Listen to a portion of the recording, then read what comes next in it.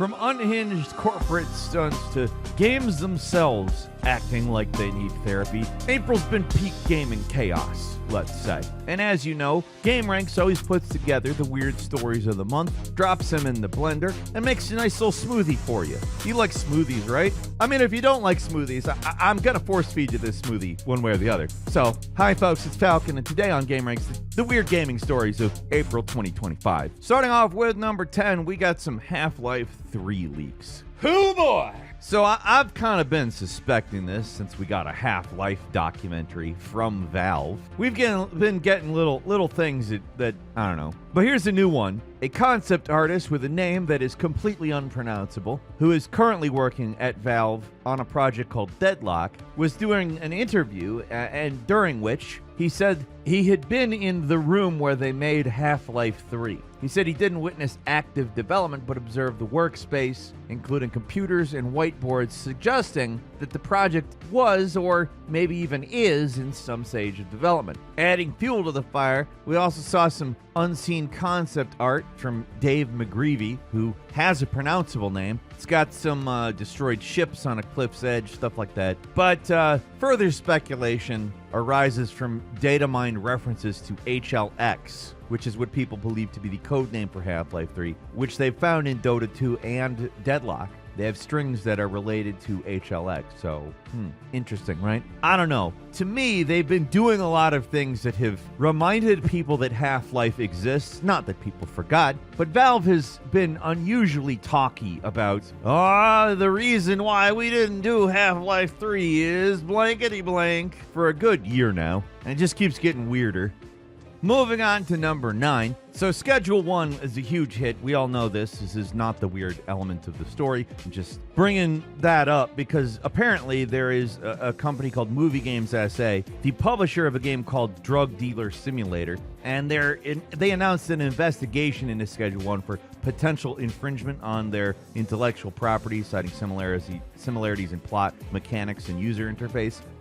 This did not go well for Drug Dealer Simulator. Now, first off, announcing that you're investigating that the plot of two games in the same genre are similar, where neither game really has a plot other than to deal drugs. I mean, any plot elements are just, they're paper thin. They're an excuse. It's like Grand Theft Auto launching an investigation to see if Saints Row copied them. To be frank, it's dumb as shit, okay? Like, I don't even want to call it anything other than that. It makes me mad to even think about because that's such a stupid weaponization of intellectual property, which is itself a stupid weaponization of law. But anyway, gamers review bombed Drug Dealer Simulator 2. It had a very positive rating. Now it only has a mostly positive rating, which is, I mean, it's got a lot of reviews, so it's quite a review bombing. This is weird to me because I don't understand why the Drug Dealer Simulator devs even thought they would, face some other type of response. Like, it's like Mario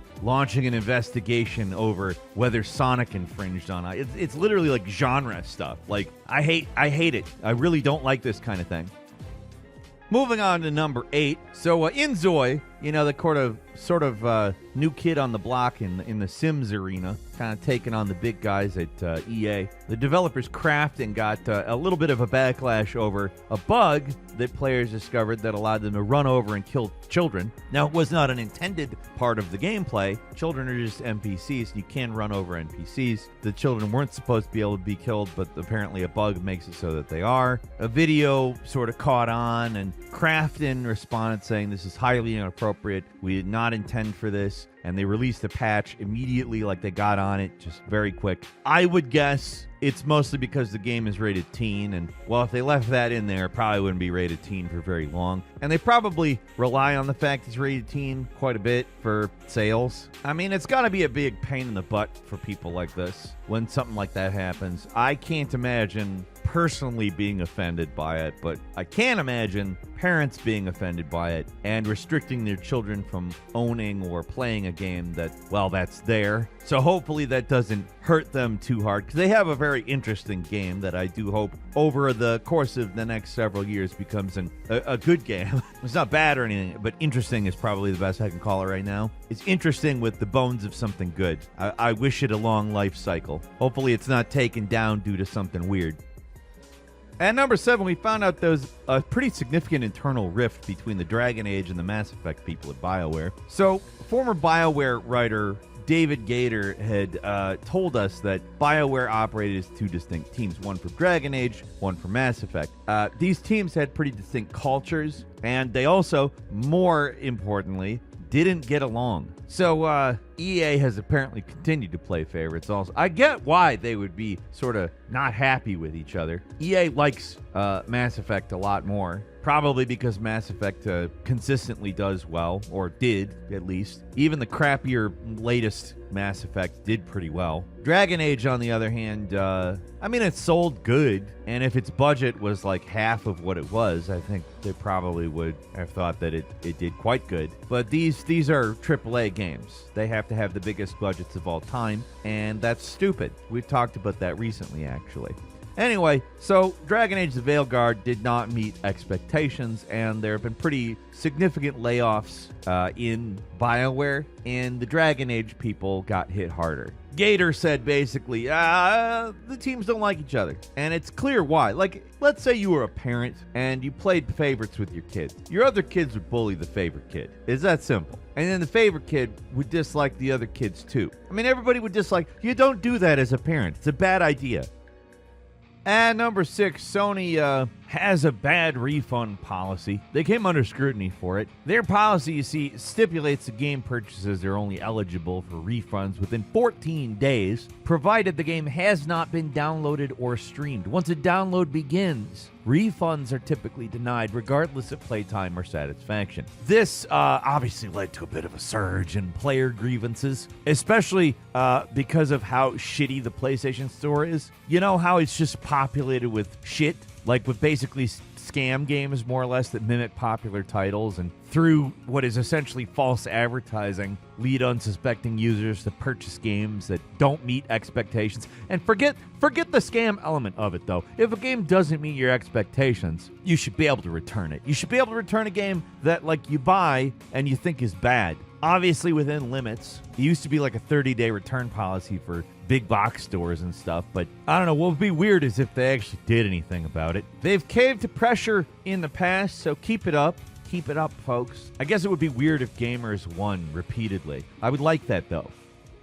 At number 5, a congressman claims that free healthcare encourages young men to play video games instead of working. Oh yeah, because working gets you healthcare. Actually, let me even go ahead and say having healthcare gets you healthcare. Like, sarcastically speaking, you can have a healthcare policy, but I don't know if you've ever fought with an insurance company over making a claim. It ain't fun. But the congressperson, I don't think understood how angry that would make various people. Firstly, healthcare advocates, they didn't like that. Labor economists also didn't like that. And also people who like video games didn't like that. Why? Well, gaming is an expensive hobby. You don't just get to play games. You have to work for the money to get the games. Yes, there are kids that get games when their parents buy them, but I don't think we're really worrying about sending them out into the job market right now. Gaming is something you get to do because you work, though. Having free healthcare would not affect that, especially with the new Nintendo Switch game prices that they're going to normalize, and every game is going to be $80, not just on the Switch. I generally don't try to focus on that aspect of the Nintendo Switch, but I know they're going to do it. I don't think that they can keep doing what they're doing in terms of game budgets and keep the prices low. I mean, the smart thing they could do is stop with the insane budgets so that you have to sell 10 million copies of a game for it to be profitable. That might be a good idea, but I resent being an insult to hurl at people to prevent them from getting health care. Moving on to number 4, hackers got into Star Wars Battlefront 2 and basically made it unplayable, which, I mean, doesn't sound that weird, but it actually prompted EA to collaborate with modders. So, hackers disrupted the game. They exploited some vulnerabilities that prevented players from spawning in the large-scale 40-player modes, right? Basically, effectively rendered these core game modes unplayable. This is Star Wars Battlefront 2. So, what ended up happening is that EA deployed a server-side fix that was developed in conjunction with Kyber, which is a community group that builds custom servers for the game, like unofficial servers for the game. Kyber issued a statement saying, "We can confirm that EA deployed a server-side fix to prevent some of the exploits from being used to interfere with official game servers." So like EA, of all companies, actually collaborating with the modding community is insane. You really know that Electronic Arts has fallen on black days when they do crap like that. That hack hurt them. Clearly, that hurt them.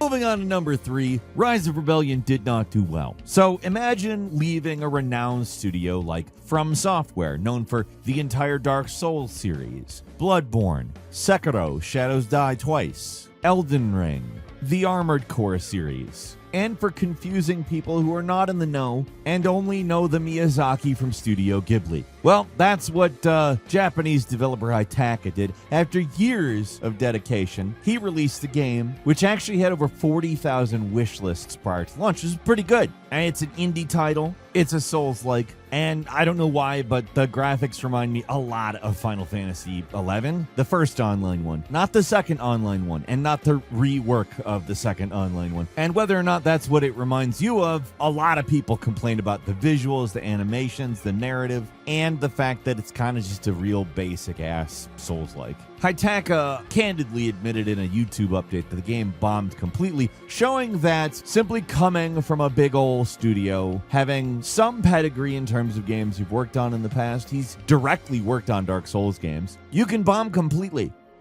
And number 2 is the Baldur's Gate 3 devs think DLC is boring. So picture this. You dropped one of the most beloved RPGs in years, you're showered in awards, the internet worships your NPCs, and what does the world immediately scream? Where's the DLC? Hey, I haven't shoved enough money into your greedy pie holes, Larian Studios. Why won't you give me an opportunity to do that? Well, their CEO Sven Vinke said, hard pass. In an interview with GameSpot, he showed why he's garnering a reputation as a sort of chaotic good wizard guy. He just said that making DLC is boring and has no passion from the team. They're not making bite-sized expansions that could be making little missions or horse armor or whatever. And they said they're more interested in breaking new ground elsewhere. Like they're going to be doing updates and patches, which does actually change some things in the game. There's 12 new subclasses. And Vinke said, you want happy players, happy business, but also happy developers. Basically, if it feels like homework, they're not going to do it, which is super cool. I mean, not everybody can have a massive hit like Baldur's Gate 3, which basically allows you to do whatever you want, but that doesn't mean I don't like it when some developer does get that amount of money and does whatever they want.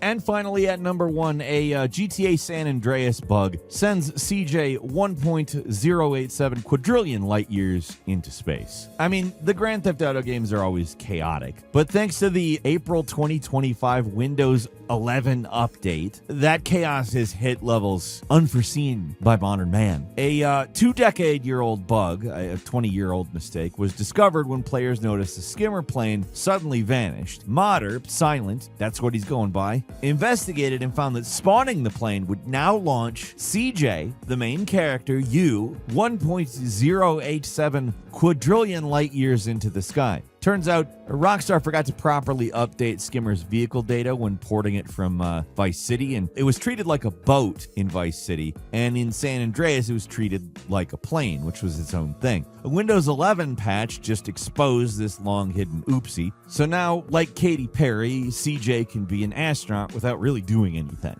Get it? And a quick bonus for you, the TSA confiscated a Call of Duty Monkey Bomb figurine. You might already been able to figure out why, but it's made to hold a game controller. The TSA deemed it as a replica weapon, which is not allowed on flights. Smartly, people on social media called out how stupid it was because there is an inconsistency in allowing actual firearms if properly declared. But this is a toy, a piece of plastic shaped like a monkey. It's weird, but but it's maybe dumb more than weird. It's pretty weird, too. That's all for this month. Leave us a comment. Let us know what you think. If you like this video, click like. If you're not subscribed, now's a great time to do so. We upload brand new videos every day of the week. Best way to see them first is, of course, a subscription. So click subscribe. Don't forget to enable notifications. And as always, thank you very much for watching this video. I'm Falcon. You can follow me on Twitter and book me on Cameo at Falcon the Hero. We'll see you next time right here on GameRanq.